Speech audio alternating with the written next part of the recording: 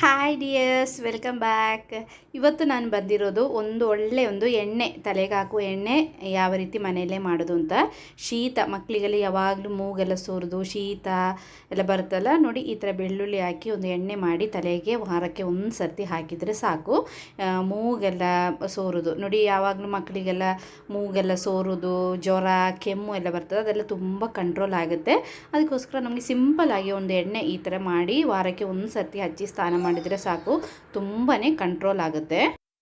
ನನ್ನ ಮಕ್ಕಳು ಸಣ್ಣ ಇದ್ದಾಗ ತುಂಬ ಯಾವಾಗಲೂ ಮೂಗು ಸೋರ್ತಾ ಇತ್ತು. ಆವಾಗ ಒಂದು ತಮಿಳ್ ಆಂಟಿ, ನಮ್ಮ ನೇಬರ್ ಒಬ್ಬರು ತಮಿಳ್ ಆಂಟಿ ಹೇಳಿಕೊಟ್ಟಿದ್ದು, ಈ ರೀತಿ ಮಾಡಮ್ಮ ತುಂಬ ಚೆನ್ನಾಗಾಗುತ್ತೆ ಅಂತ. ಅದೇ ರೀತಿ ನಾನು ಮಾಡಿದ ಮೇಲೆ ನನ್ನ ಮಕ್ಕಳಿಗೆ ಮೂಗು ಸೋರಿಕೆಲ್ಲ ತುಂಬ ಕಮ್ಮಿ ಆಗಿತ್ತು. ಆವಾಗ ನಿಮಗೂ ನಾನಿದು ತೋರಿಸ್ತೀನಿ, ನೋಡೋಣ ವಿಡಿಯೋ ಯಾವ ರೀತಿ ಎಣ್ಣೆ ಮಾಡೋದು ಅಂತ.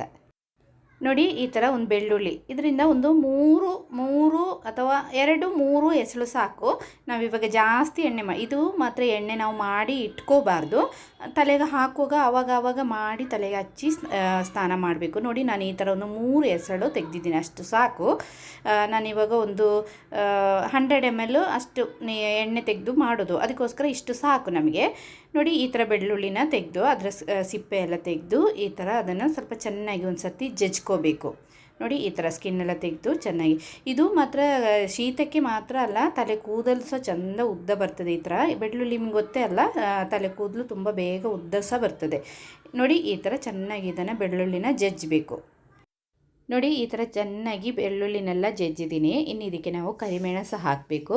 ಈ ಥರ ಒಂದು 4-5 ಕರಿಮೆಣಸು ಹಾಕಿದರೆ ಸಾಕು, ಜಾಸ್ತಿ ಬೇಡ, ಸ್ವಲ್ಪ ಖಾರ ಆಗುತ್ತಲ್ಲ, ಅದಕ್ಕೋಸ್ಕರ ನಾನೊಂದು 4 ನೋಡಿ ಈ ಥರ ಒಳ್ಳೊಳ್ಳೆ ಕರಿಮೆಣಸು ನೋಡಿ ಒಂದು 4 ಕರಿಮೆಣಸು ತೆಗೆದಿದ್ದೀನಿ, ಇಷ್ಟು ಸಾಕು.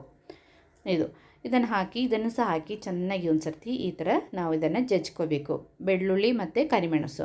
ಇದಕ್ಕೆ ಬೇಕಂದರೆ ನಾವು ಸ್ವಲ್ಪ ಈ ನಮ್ಮದು ಬಾಡಿಗೆ ಮೆಣಸಿದೆಯಲ್ಲ, ಅದರದ್ದು ಬೀಜ 2 ಹಾಕ್ಬೋದು. ಒಂದು ಸ್ವಲ್ಪ ಬಾಡಿಗೆ ಮೆಣಸು ಹಾಕಿದ್ರೂ ಒಳ್ಳೆಯದಾಗುತ್ತೆ.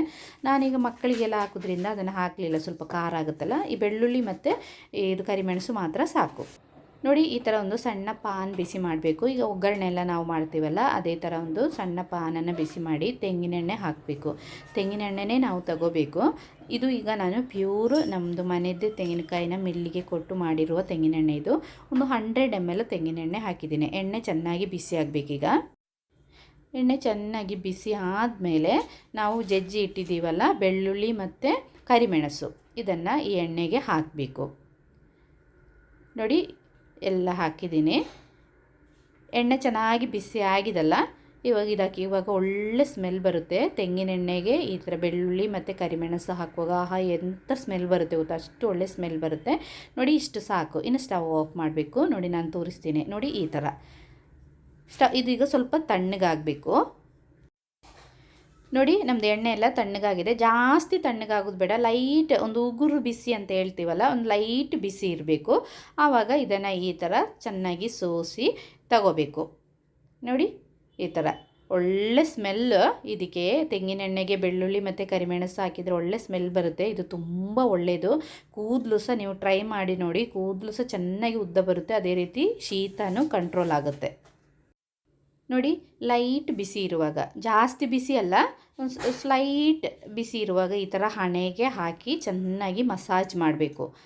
ನೋಡಿ, ನಾನು ನನ್ನ ಮಗನಿಗೆ ಮಸಾಜ್ ಮಾಡ್ತೀನಿ. ಇವನಿಗೆ ಎಣ್ಣೆ ಹಾಕೋದಂದರೆ ಇಷ್ಟನೇ ಇಲ್ಲ, ಆದರೂ ನಾನು ವಾರಕ್ಕೆ ಒಂದು ಸರ್ತಿ ಹೇಗಾದರೂ ಮಾಡಿ ಈ ಥರ ಎಣ್ಣೆ ಮಾಡಿ ಹಚ್ಚುತ್ತೀನಿ. ಅದರಿಂದ ಶೀತ ಎಲ್ಲ ತುಂಬ ಕಮ್ಮಿ ಆಗುತ್ತೆ. ಮುಂಚೆ ಎಲ್ಲ ಶೀತ ಬಂದರೆ ಶೀತ ಆಗಿ ಮೂಗಲ್ಲಿ ಹೋಗಲಿ ಅಂತ ಹೇಳಿ ಹಾಗೇ ಬಿಡ್ತಾಯಿದ್ರು. ಆದರೆ ಇವಾಗೆಲ್ಲ ಶೀತ ಕೆಮ್ಮು ಬಂದರೆ ಎಷ್ಟು ಮದ್ದು ತಗೊಂಡ್ರೂ ಕಮ್ಮಿ ಆಗೋದೇ ಇಲ್ಲ. ಅದಕ್ಕೋಸ್ಕರ ಈ ಥರ ಎಲ್ಲ ನಾವು ಮಾಡಿದರೆ ಸ್ವಲ್ಪ ಕಂಟ್ರೋಲ್ ಆಗುತ್ತಲ್ಲ, ಅದಕ್ಕೋಸ್ಕರ ನಾನು ಈ ಥರ ವಾರದಲ್ಲಿ ಒಮ್ಮೆ ಮಾಡ್ತೀನಿ. ನೋಡಿ, ನನ್ನ ಮಗಳದ್ದು ಕೂದಲು ಸ್ವಲ್ಪ ಉದ್ದ ಬಂದಿದೆ. ನಾನಿವಾಗ 1 ತಿಂಗಳು ಮುಂಚೆ ಇಲ್ಲಿವರೆಗೆ ಕಟ್ ಮಾಡಿದ್ದೆ. ಇವಾಗ ನೋಡಿ, ಇಷ್ಟು ಉದ್ದ ಬಂದಿದೆ. ಈ ಎಣ್ಣೆ ಹಚ್ಚೋದ್ರಿಂದ ಕೂದಲು ಸಹ ಚೆನ್ನಾಗಿ ಉದ್ದ ಬರ್ತದೆ. ಅದೇ ರೀತಿ ನಮಗೆ ಶೀತ ಕೆಮ್ಮೆಲ್ಲ ಒಳ್ಳೆ ಕಂಟ್ರೋಲ್ ಆಗುತ್ತೆ. ನಾವು ಇದನ್ನು ವಾರಕ್ಕೆ ಒಂದು ಸರ್ತಿ ನಾವೆಲ್ಲರೂ ಈ ಥರ ಎಣ್ಣೆ ಹಚ್ಚಿ ಸ್ನಾನ ಮಾಡ್ತೀವಿ.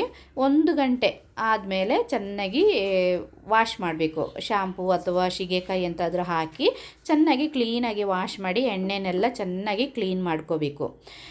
ಎಲ್ಲರೂ ಒಂದು ಸರ್ತಿ ಟ್ರೈ ಮಾಡಿ ನೋಡಿ, ಇದು ತುಂಬ ಒಳ್ಳೆಯದಾಗುತ್ತೆ. ನಿಮಗೆ ನನ್ನ ವಿಡಿಯೋ ಇಷ್ಟ ಆದರೆ ಪ್ಲೀಸ್ ಲೈಕ್ ಮಾಡಿ, ನಿಮ್ಮ ಫ್ರೆಂಡ್ಸಿಗೆಲ್ಲ ಶೇರ್ ಮಾಡಿ. ಚಾನೆಲ್ ಸಬ್ಸ್ಕ್ರೈಬ್ ಮಾಡಿಲ್ಲ ಅಂದರೆ ಸಬ್ಸ್ಕ್ರೈಬ್ ಮಾಡಿ. ಇದೇ ರೀತಿ ಇನ್ನೊಂದು ವಿಡಿಯೋದಲ್ಲಿ ನೋಡೋಣ. Till then